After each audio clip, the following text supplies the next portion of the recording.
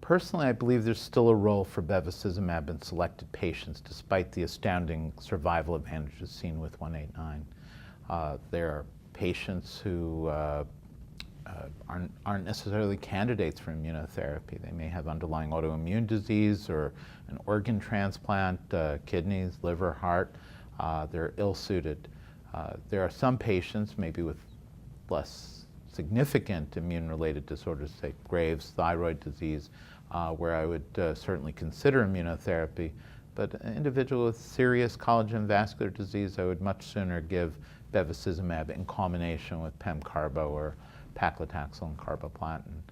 In addition, there are individuals with perhaps more marginal performance status, PS 1.5, so to speak, or 2, where I would much sooner give Bev again in combination with chemo. Those individuals were explicitly excluded from 189 and really from virtually all the other immunotherapy trials. Finally, 189, as well as 024 and 042, explicitly excluded individuals with molecular aberrations. As a result, bevacizumab, which has actually shown some benefit in combination with TKIs in, for instance, EGFR mutant patients, would be my drug of choice, and I would far sooner give that in combination with chemo when those individuals become TKI refractory. So bevacizumab, although I'm clearly using it less, still has a major role up front in treatment-naive advanced non-small cell. 4599 stipulated maintenance treatment with bevacizumab beyond the initial 6 cycles with paccarbo. It was given during the chemotherapy. It was continued beyond.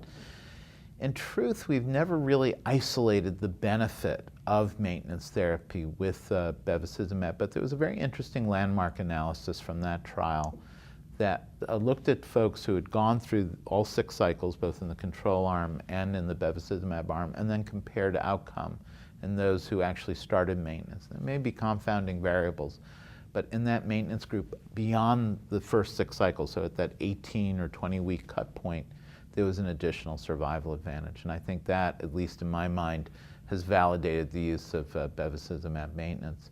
For many years, that was the standard. It was single-agent bevacizumab, but with the introduction of pemcarbo and then pemcarbo-bev, we actually started doing combination maintenance, pemetrexed with bevacizumab.